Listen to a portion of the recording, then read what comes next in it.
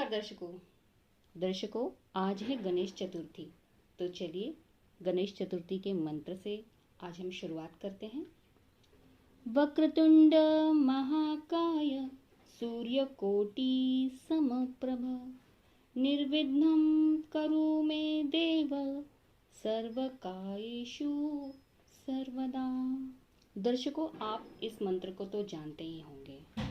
किसी भी प्रकार के कार्य प्रारंभ करने के पूर्व श्री गणेश जी का स्मरण इस मंत्र के साथ अवश्य करना चाहिए। आपके शुभ कार्य निश्चित ही सिद्ध होते हैं। दर्शकों, इस मंत्र का अर्थ ये हुआ कि घुमावदार हमारे सूंड वाले विशाल शरीर काया वाले करोड़ों सूर्य के समान महान प्रतिभाशाली मेरे प्रभु गणेश जी हमेशा मेरे सारे कार्य बिना विघ्न के पूरे करें, यानी करने की कृपा करे, ऐसे हम कहते हैं। दर्शकों, गणेश चतुर्थी हिंदुओं का एक प्रमुख त्योहार है। यह त्योहार भारत के विभिन्न भागों में मनाया जाता है, किंतु महाराष्ट्र में तो बड़ी धूमधाम से मनाया जाता है। पुराणों के अनुसार इसी दिन गणेश का जन्म हुआ था। गणेश चतुर्थी पर हिंदू भगवान गणेश जी की पूजा की जाती है। कई प्रमुख जगहों पर तो भगवान गणेश जी की बड़ी प्रतिमा स्थापित की जाती है। इस प्रतिमा का 9 दिनों तक पूजन किया जाता है। बड़ी संख्या में आसपास के लोग दर्शन करने पहुंच जाते हैं। 9 दिन बाद गानों और बाजों के साथ गणेश प्रतिमा को किसी तालाब या जल में विसर्जित किया जाता है। दर्शकों, शिव पुराण के अंतर्गत ऐसा कहा जाता है, रुद्र संहिता के चतुर्कुमार खंड में, कि ये वर्णन है कि माता पार्वती ने स्नान करने से पूर्व अपनी मैल से एक बालक को उत्पन्न करके उससे अपना द्वारपाल बना दिया था। शिव जी ने जब प्रवेश करना चाहा तब बालक ने उन्हें रोक दिया था।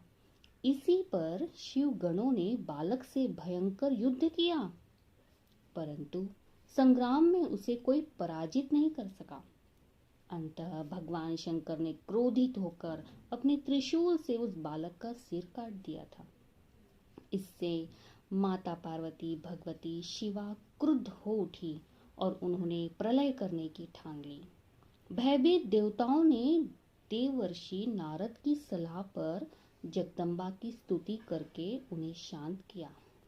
शिव जी के निर्देश पर विष्णु जी उत्तर दिशा में सबसे पहले मिले। वो जीव हाथी का सिर काट कर ले आए। मृत्युंजय रुद्र ने गज के उस मस्तक को बाल के धड़ पर रख कर उसे पुनः जीवित कर दिया। माता पार्वती ने बड़े हर्षित से उस गज मुख बालक को अपने हृदय से लगा लिया और देवताओं में अग्रणी होने का आशीर्वाद भी दिया। ब्रह्मा विष्णु महेश ने उस बालक को सर्वाध्यक्ष घोषित करके अग्र पूज्य होने का वरदान दिया। दर्शकों, भगवान शंकर ने बालक से कहा, गिरजानंदन, विघ्न नाश करने में तेरा नाम सर्वोपरि होगा। तू सबका पूज्य बनकर मेरे समस्त गुणों का अध्यक्ष हो जा। गणेश्वर, तू भाद्रपद मास के कृष्ण पक्ष की चतुर्थी को चंद्रमा के उदित होने पर उत्पन्न हुआ है। इस तिथि में व्रत करने वाले के सभी विघ्नों का नाश हो जाएगा और उसे सभी सिद्धियां प्राप्त होंगी। कृष्ण पक्ष की चतुर्थी की रात्रि में चंद्रोदय के समय गणेश तुम्हारी पूजा के पश्चात व्रती चंद्रमा को अर्घ्य देकर ब्राह्मण को मिष्टान खिलाएं। तदुपरांत स्वयं भी मीठा भोजन करें। वर्ष पर्यंत श्री गणेश चतुर्थी का व्रत करने वाले की मनोकामना अवश्य पूर्ण होगी। तो दर्शकों, ये थी हमारी पौराणिक कहानी। और एक बात दर्शकों, की पुणे में कस्बा गणपति नाम से प्रसिद्ध गणपति की स्थापना शिवाजी महाराज की माँ जीजाबाई ने की थी, परंतु लोकमान्य बाल गंगाधर तिलक ने गणेश शिष्यों को जो स्वरूप दिया है उससे गणेश राष्ट्रीय एकता के प्रतीक बन गए।